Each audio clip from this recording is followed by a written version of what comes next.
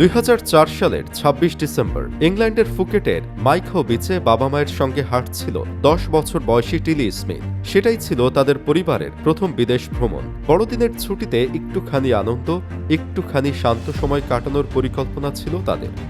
সেদিন আকাশ ছিল পরিষ্কার, সমুদ্র প্রথমে স্বাভাবিক মনে হচ্ছিল। চারপাশে পর্যটকরা হাসছিলেন, রোদ পোহাচ্ছিলেন, ছবি তুলছিলেন। কোনো বিপদের আভাস ছিল না। কিন্তু টিলি সমুদ্রের মধ্যে এমন কিছু লক্ষ্য করল যা মোটেও স্বাভাবিক ছিল না। সে দেখল পানির আচরণ বদলে গেছে, ঢেউয়ের ওঠানামা ঠিক স্বাভাবিক নেই। সমুদ্র যেন ধীরে ধীরে সামনে এগিয়ে আসছে। পানির ওপরের অংশ সাদা ফেনায় ভরে উঠেছে, যেন সমুদ্রের বুকের ভেতরে কি যেন ফুটছে। টিলির বয়স তখন মাত্র 10 বছর, কিন্তু ঠিক 2 সপ্তাহ আগে ইংল্যান্ডে তার স্কুলে ভূগোল ক্লাসে সুনামি নিয়ে পড়ানো হয়েছিল। শিক্ষক পুরনো সুনামির ভিডিও দেখিয়েছিলেন, তিনি সতর্ক সংকেতগুলো বুঝিয়ে দিয়েছিলেন। সমুদ্র হঠাৎ অস্বাভাবিকভাবে সরে যাওয়া বা এগিয়ে আসা, পানির ওপর ফেনা ওঠা, চারদিকে এক ধরনের অস্বস্তিকর নীরবতা, এমনই নানা বিষয়ে ক্লাসে পড়িয়েছিলেন শিক্ষক। সেদিন থাইল্যান্ডের সৈকতে দাঁড়িয়ে টিলি বুঝে ফেলে এগুলো সবই সেই বিপদের লক্ষণ। সে মায়ের হাতটা টেনে ধরে বলল, সুনামি আসছে। প্রথমে তার বাবা মা বিশ্বাস করেননি। আকাশে কোনো ঝড়ের আভাস নেই, দূরে বড় ঢেউও দেখা যাচ্ছে না। মানুষজন এখনো সৈকতে আছে। পরিবেশ দেখে ভয় পাওয়ার মতো কিছুই মনে হচ্ছিল না। কিন্তু টিলি থামেনি। সে বারবার জোর দিয়ে বলতে লাগলো, এখনই তাদের সৈকত ছেড়ে দূরে চলে যাওয়া উচিত। তা কেউ বিশ্বাস করুক আর নাই করুক। টিলির বাবা কলিন স্মিথ মেয়ের কণ্ঠে এক ধরনের কিছু সেদিন খুঁজে পান, যা মোটেও অবুঝ শিশুর জেদ ছিল না। তিনি সিদ্ধান্ত নেন মেয়ের কথা মতোই চলে যাবেন তারা। সমুদ্র থেকে দূরে সরে যেতে থাকেন। ঠিক তখন কাছেই থাকা এক ইংরেজি ভাষী জাপানি পর্যটক টিলির কথা শুনে এগিয়ে আসেন।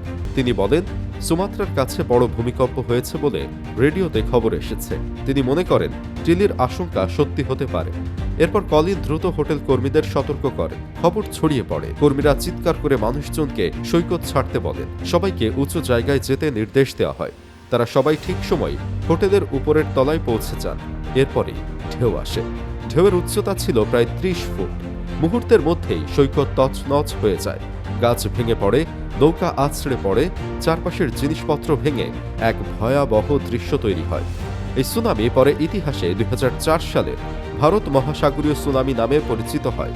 এতে 2,20,000-এর বেশি মানুষ মারা যান বলে বিভিন্ন প্রতিবেদনে উল্লেখ করা হয়। তবে মাইখাও বিচে একটি ব্যতিক্রমী ঘটনা ঘটে। সেখানে কেউ মারা যাননি, কারণ সবাইকে সময় মতো সরিয়ে নেওয়া সম্ভব হয়েছিল। এই ঘটনায় টিলি স্মিথ বিশ্বজুড়ে আলোচনায় আসেন। তাকে অ্যাঞ্জেল অব দ্য বিচ উপাধি দেওয়া হয়। সাহসিকতার জন্য সে বিভিন্ন আন্তর্জাতিক স্বীকৃতি পায়। টিলি পরে জাতিসংঘ বক্তব্য রাখে। সে তৎকালীন জাতিসংঘের বিশেষ দূত বিল ক্লিন্টনের সঙ্গেও সাক্ষাৎ করেছিল। তবে টিলি বারবার বলেছে, কৃতিত্ব তার একার নয়। তার শিক্ষক যদি সুনামির ভিডিও ক্লাসে না দেখাতেন, বিজ্ঞানটা না বোঝাতেন, তাহলে সে ওই বিপদের লক্ষণগুলো বুঝতে পারত না। তখন হয়তো সে নিজে, তার পরিবার বা সৈকতের অগণিত পর্যটক কেউই আর বেঁচে থাকত না। বর্তমানে টিলি স্মিথ একজন সাধারণ মানুষের মতোই জীবনযাপন করছেন। তিনি দুর্যোগ ব্যবস্থাপনার সঙ্গে প্রফেশনালি যুক্ত নন বলে জানা যায়। তবু তার গল্প আজও পৃথিবীর নানা স্কুলে পড়ানো হয়। দুর্যোগ সচেতনতার একটি গুরুত্বপূর্ণ উদাহরণ হয়ে আছে টিলি স্মিথের সেদিনের সেই ঘটনা।